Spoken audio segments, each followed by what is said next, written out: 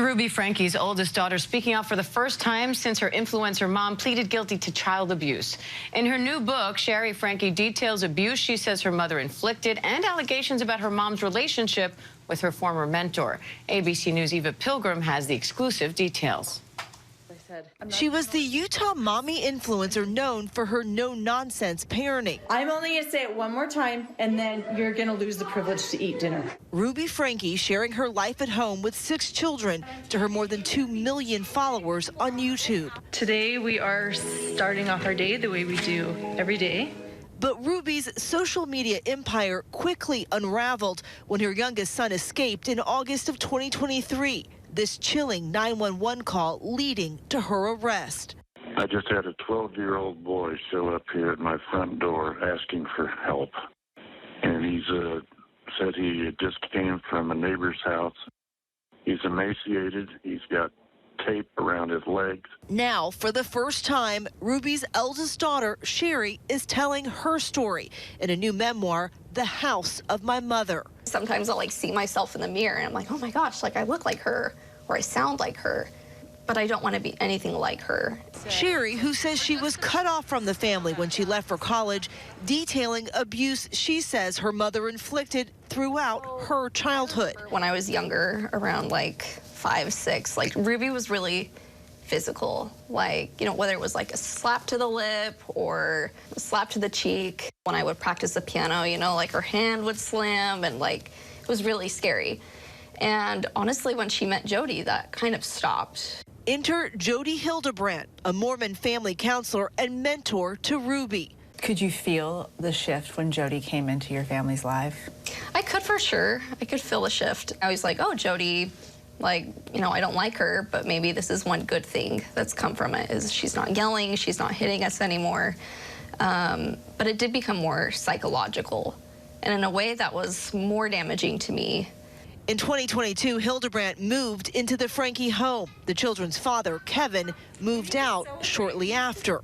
I certainly got weird vibes from Jody and Ruby. I don't think it's normal at all that a therapist would move into her client's home. I was moving out to college and I hadn't even left the house yet, and she is in my room and in my bed. What was that relationship between the two of them? Ruby tried to be secretive about it, and so I don't know all the details, but just the vibes that I was getting was that something was strange between them.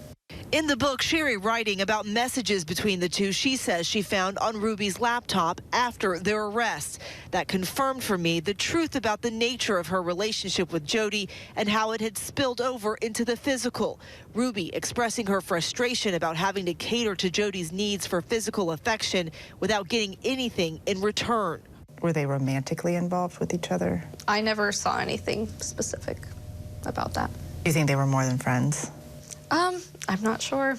ABC News reached out to Ruby and Hildebrandt for comment, but did not hear back.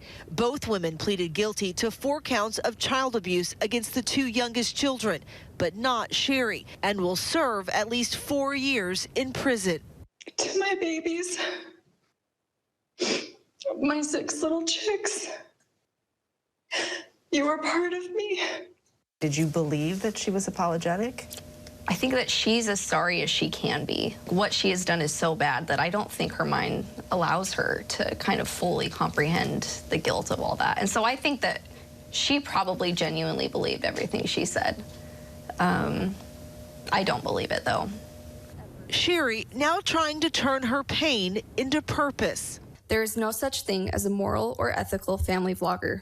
Advocating to restrict family vlogging with children too young to consent. Is there anything that you would say to Ruby if you had the chance? Probably tell her I'm happy without you. I was scared of her for so long, and I am pure without her approval, and I am just fine. Have you forgiven Ruby? Forgiveness is something I've had to study a lot and kind of think about what it means. But for me, forgiveness would look like not letting that consume every moment of my life and all of my thoughts. I am just trying to move on with my life and trust that things are going to work out the way they're supposed to. And we know Shari reached out to authorities multiple times about alleged abuse of her younger siblings without help. We reached out to the Utah Department of Child and Family Services, and they cited their policy of privacy. Shari is now focused on rebuilding her relationship with her siblings and her father, who told ABC News he is proud of his daughter. The House of My Mother, A Daughter's Quest for Freedom, is available now. Diane? ABC News' Eva Pilgrim, thank you.